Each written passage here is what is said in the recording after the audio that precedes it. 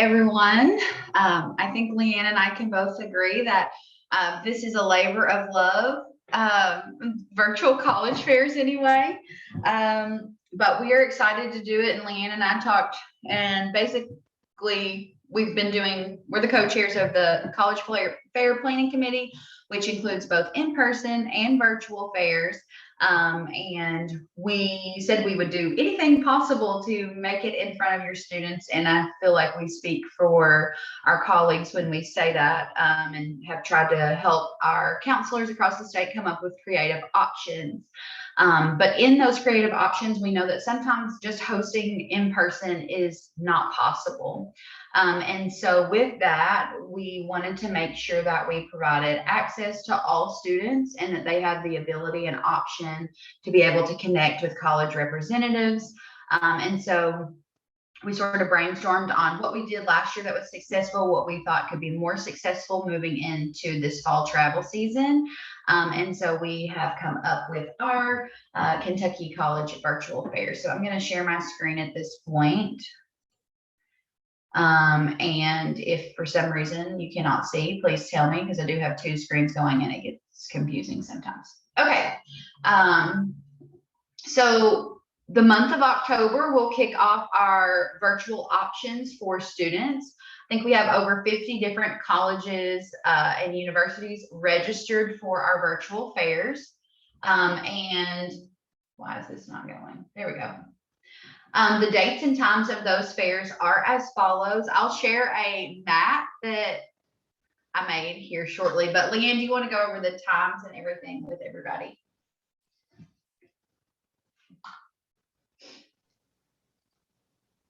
Yeah, if I could ever get my computer unmuted. Yeah, so when Hannah and I were looking at the virtual fairs this year, because we're really just unsure of what COVID is doing, what is happening, it changes day by day. We chose to kind of regionalize the virtual fairs. And the goal of that is college reps typically have certain territories or areas that they are connected to and that they cover. So we're trying to get as much as possible, the counselors that would be in that vicinity in person to be online during these live events. So these 4 dates that you see and the times, we regionalize them, and these are live events. So what that means is on the virtual fair website, those are the times that college representatives are going to be logged in, ready to chat with you and your students, ready to talk about their schools, answer any questions, and we will have some presentations during them, which we'll show in just a few minutes as well. And we picked them to be in the evening and tried to be as accommodating as possible to schedules and keep it the same and pretty consistent. The nice thing about the virtual fairs is even if a student cannot make it to any of these live events, they can access the website and still see all of the virtual college booths whenever, from the moment that the website opens to the moment it closes. There may not be a college rep on there at the time, but they'll still be able to log on and actually see what that college has to offer, maybe answer some quick questions that they may be having, or even just get to the college's website directly from there. So it's a pretty good resource. But these live events are when college reps are guaranteed to be online, ready to answer questions and connect with your students, as well as, like I said, those presentations that we're going to have, we'll show on the next slide what we'll include in those. Mm-hmm. And we tried to keep a consistent time, but we did want to make note that the time zone changes from fair to fair. So it starts Eastern, Central, just so that we did this so that people in the local time weren't having to log on later. It was sort of a consistent time for everyone. So we hope that's helpful. Although Central Kentucky is a hodgepodge of Eastern and people in the Central time zone. So, but do what you will with that. We did want to point out, I'm going to share a map that's a general idea of what we consider the Louisville, Lexington, Northern Kentucky region, the Western Kentucky region, Eastern and Central. But also please just keep in mind, like, these are live events. So if if you want to tell your students all the live events, that is fine. We did find last year we had like 6 events, and I just feel like if students aren't pushed to one night, really, then it kind of, they sort of lose it in their mind and they're not as focused on it. So that's the idea of having an event for your school in your territory. But again, if for any reason a student missed their night, they can log on to any of these live events. And as Leanne said, view the booths in a non-live version at any time throughout the month of October. We are going to start opening this event in October, and we plan on sending an email to all high school guidance counselors next week. We'll make sure to send an email to also all the attendees of CCIE as well. And that at that point, students can begin registration. And so also on these nights, we want these to be a wealth of information beyond just the booths. So the booths themselves will be like what you would see at a college fair, but actually they usually have more information, links to scholarship pages, admissions pages, videos, pictures, printouts, handouts, whatever a college has added to their booth. That's accessible always during the live events. As Leanne said, there will actually be an admissions representative there available for chat and video call during the fair. Now, students do not have to do this. We found last year they're a little shy, but we will be there and able to talk or answer questions. So with that being said, we do encourage you to encourage your students to please interact with us. We want to talk to your students while we're there. We want to help them make the most of the experience. So please let them know when you're publicizing these events that we will be there on these nights and we are available to actually speak and chat with the students. We're also going to offer presentations. Each night we're having a financial aid presentation. We're partnering with Kia and they are going to help us with these presentations.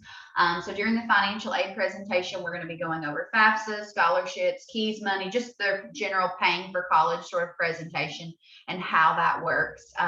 Obviously it will also be October. So if students or families have FAFSA questions, they need help, maybe they have a general question, this is a great time to hop on and ask those questions too, since it will be FAFSA month. And then we're going to do a general college information presentation. This would just sort of be, like we said, general for students, how to get in, when to apply, the importance of visiting campus, how you would generally schedule a visit. This is not going to be college specific, but as Kendrick pointed out, we and Amy, we are, all of our Kentucky ACAC is so connected. If a student does have a specific college question, we can also direct them, or while they're at the presentation during the live event, we'll direct them to the actual booth because a representative is going to be there if they have a specific college question.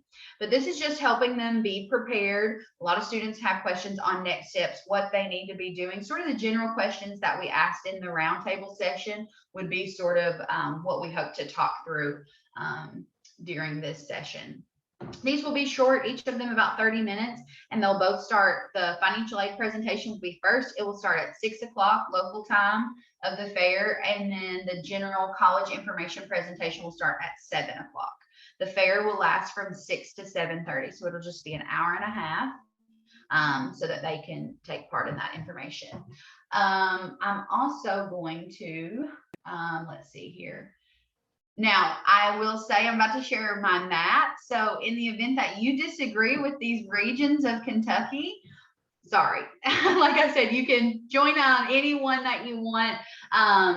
But this is what I came up with earlier today. I apologize for my coloring skills with the highlighter on Microsoft Word. But you can see here the blue represents our Eastern Kentucky territory. Yellow is our Louisville, Lexington, and Northern Kentucky. Pink would be what we consider to be Western Kentucky. Everybody in that section is in the Central Time Zone. And then the white section there is a hodgepodge of Central and Eastern Time, but that's what we're going to consider our Central Kentucky Fair. So if your county falls in these areas, and we'll share these as we publicize the event starting next Monday, this map, so you can kind of pick. If you know something that's going on at your school that makes a night not work for you, then you choose another night for the live event that you want to publicize for your school. And so that's sort of how that will work. I also wanted to share with you guys the actual website itself. Oops, let me go back to the actual PowerPoint. Let's see.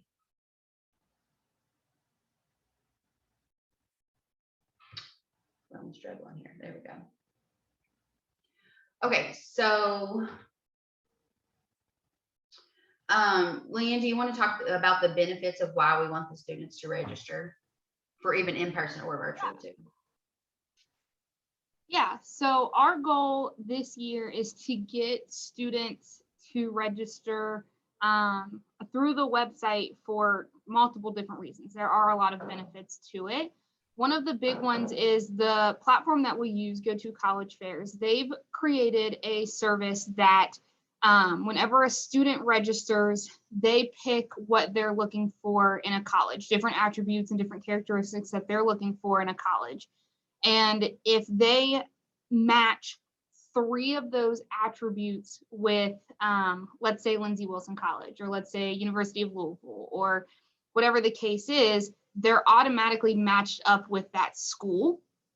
So then the student will start receiving information about that university or institution, and the college will receive the student's information to let them know, hey, we have a few characteristics that you're looking for in your future. So it's a pretty easy tool. It's an automatic thing, and it helps the student kind of narrow down a list of what they're looking for in their next step. So that's a big deal.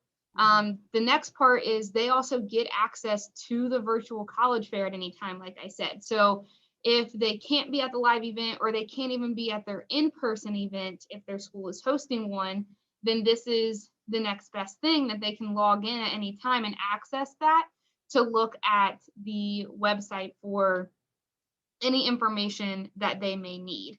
And then also branching off of that, it's quicker access to multiple colleges all in one place too. So they can log right on, scroll through, and click on 5 different schools at the same time, or view them all kind of at the same time, versus having to go to each school's website and spend time searching for whatever they need. It's all right there. So there are a lot of benefits to the student registering for those reasons. And as we all know, the college fair experience can be very overwhelming, as Leanne mentioned, to a lot of students. So we hope, like she said, that this narrows the search for those students. I've pulled up the registration website. It's pretty self-explanatory. The link, which was on the previous page, but it's just KentuckyACAC.swoogo.com/registration. We'll put it in the chat for you guys also. But students would just go here. So student registration is now open.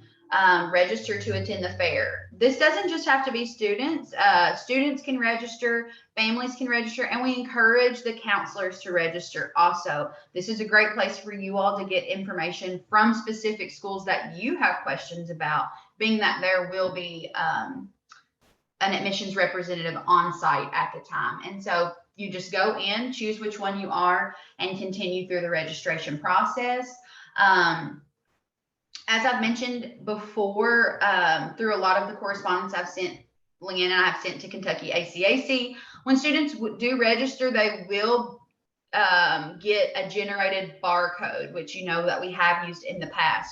Kentucky ACAC is not using the barcode. So even though the student will be provided a barcode, college reps will not have scanners or app scanners.